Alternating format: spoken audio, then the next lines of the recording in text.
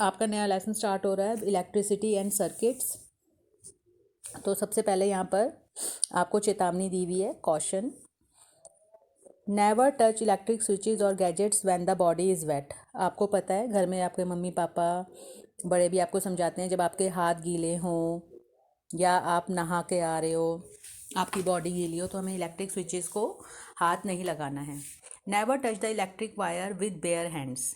ये जो तारें होती हैं, बिजली की तारें, उनको नंगे हाथ से नहीं छूना चाहिए। बेयर हैंड्स मतलब अगर वैसे तो आपको छूना ही क्यों है, आप छोटे बच्चों, आप लोगों को नहीं छूना, लेकिन अगर कभी ज़रूरत भी पड़ जाए तो लकड़ी के डंडे से या किसी प्लास्टिक के चम्मच वगैरह से ही उसे हाथ लगाएं।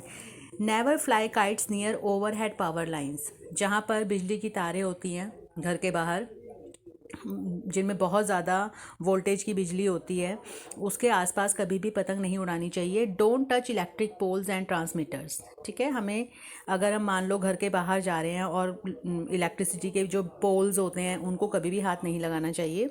Replace the bulb only when it is switch off and is cool. अगर आपका बल्ब फ्यूज़ भी हो गया, आपको उसको रिप्लेस करना है तो स्विच ऑफ करो, और जब वो बल्ब ठंडा हो जाए तो ही उसे चेंज करो। Use only electric cells for all activities related to electricity. अगर आपको कोई भी इलेक्ट्रिसिटी से रिलेटेड एक्टिविटी दी जाती है तो आपको उसमें इलेक्ट्रिक सेल्स यूज़ करने हैं। ये नहीं कि आपने पावर पॉइंट पे लगा, सीधा अपने बिजली के उस पे लगा दिया जहाँ से पावर आती है। अब यहाँ पर सिंबल्स ऑफ इलेक्ट्रिकल कंपोनेंट्स है। कनेक्टिंग वायर्स, जो तारें होती हैं जिनसे कि कनेक्ट किया जाता है, उनको ऐसे सीधे उससे दिखाते हैं, सीधे लाइन से। स्विच इन ऑन पोजीशन, और स्विच कैसे दिखाते हैं बेटा, ये ऐसे 2 पॉइंट बना दिए। जब ऑन है तो ये बंद होता है, और जब ऑफ है तो ये खुला होता है। बल्ब यहाँ पर दिखाया हुआ है कि बल्ब को कैसे दिखाते हैं। ये बल्ब को दिखाया जाता है सर्किट में। सेल को इस तरीके से दिखाया जाता है, ऐसे। ये जो बड़ी डंडी है ये पॉजिटिव टर्मिनल को दिखाती है, छोटी डंडी नेगेटिव टर्मिनल को दिखाती है। फिर आगे पॉइंट दिया हुआ है स्विच इन ऑफ पोजीशन। देखो मैंने भी आपको बताया था, स्विच इन ऑफ पोजीशन मतलब इसको अगर ऑन होता है तो हम इनको मिला देते हैं, और अगर हमें ऑफ दिखाना है तो ऐसे दिखाना है। फिर बैटरी कैसे बनती है, दो या दो से ज़्यादा सेल्स को मिलाकर बैटरी बनती है। जैसे ये एक सेल के लिए हो गया, ये दूसरे सेल के लिए हो गया, तो ये 2 सेल से बनी हुई बैटरी है। इसमें भी लंबी लाइन प्लस पॉजिटिव टर्मिनल दिखाएगी, छोटी लाइन नेगेटिव टर्मिनल दिखाएगी। अब हमें यहाँ पर बेटा इलेक्ट्रिक सेल दिखाया हुआ है, ये इलेक्ट्रिक सेल की पिक्चर है। इसका ऊपर वाला पॉजिटिव टर्मिनल है, लिखा होता है सेल के ऊपर, और ये नेगेटिव टर्मिनल है। तो इलेक्ट्रिक सेल है क्या? Electric cell is a device which converts chemical energy into electrical energy. ये जो सेल होता है बेटा, इसके अंदर केमिकल भरे होते हैं, उनमें आपस में रिएक्शन होती है जिससे कि इलेक्ट्रिक एनर्जी बनती है। All electric cells have 2 terminals, positive and negative. यहाँ पर बेटा बैटरी शो करी हुई है, ये एक सिंगल सेल है और ये बैटरी है, इसके अंदर 2 सेल होंगे ऐसे।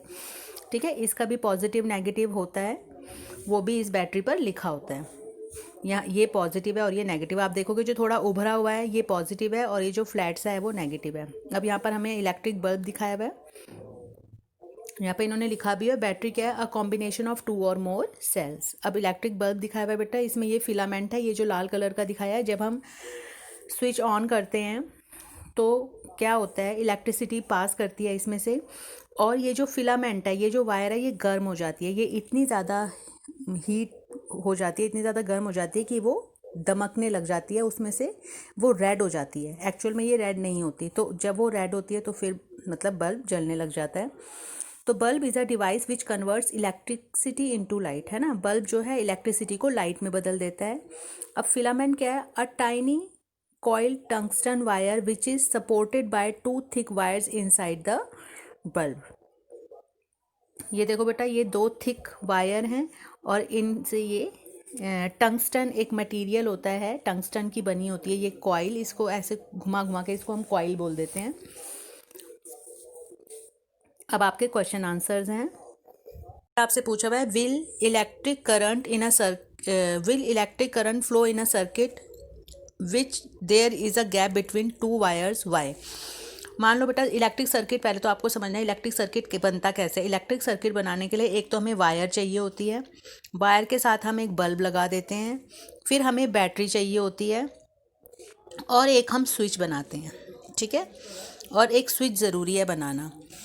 तो जैसे ही हम स्विच ऑन करते हैं, इसको बंद करते हैं, सर्किट पूरा हो जाता है और फिर इलेक्ट्रिसिटी फ्लो होने लग जाती है। तो अब यहाँ पर क्वेश्चन पूछा हुआ है, इलेक्ट्रिक करंट फ्लो करेगा अगर मान लो हमने यहाँ पे ये हमने एक इलेक्ट्रिक सर्किट बनाया और यहाँ पर एक गैप है, तो क्या इलेक्ट्रिक करंट प्रोड्यूस होगा, फ्लो करेगा? तो नो, तो नहीं फ्लो करेगा। और वाई? तो हम लिखेंगे no electric current will flow in the circuit if there is a gap because due to the gap the circuit will not be completed। ये भी मैं आपको रिटर्न फॉर्म में भी दे दूंगी।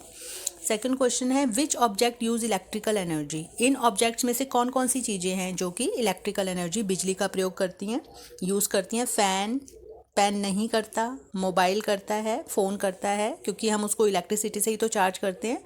वाटर बॉटल के लिए कोई इलेक्ट्रिकल एनर्जी नहीं चाहिए हमें। टेलीविज़न बिजली से चलता है, इलेक्ट्रिसिटी से। बुक नहीं चाहिए, कंप्यूटर चलता है। फ्रिज, टॉर्च भी, टॉर्च में भी तो आप सेल लगाते हैं ना, तो टॉर्च भी होगा। थर्ड क्वेश्चन है name two terminals of the cell. तो एक तो आप लिखोगे पॉजिटिव टर्मिनल, ठीक है, और एक आप लिखोगे नेगेटिव टर्मिनल। इस फर्स्ट का मैं आपको आंसर अभी शो कर देती हूँ। तो बेटा ये आपके पहले क्वेश्चन का आंसर है। जो फर्स्ट क्वेश्चन था ये मैंने आंसर लिखा हुआ है यहाँ पर, तो हमारा आंसर आएगा no. When there is a gap between the two wires, जब एक वायर के बीच में गैप है तो इलेक्ट्रिक सर्किट कंप्लीट नहीं हो पाता और जिसकी वजह से करंट उसमें फ्लो नहीं होता। तो when there is a gap between the two wires, the electric circuit will not be complete and the current does not flow until the electric circuit is complete। जब तक सर्किट कंप्लीट नहीं होगा तब तक current flow नहीं करेगा।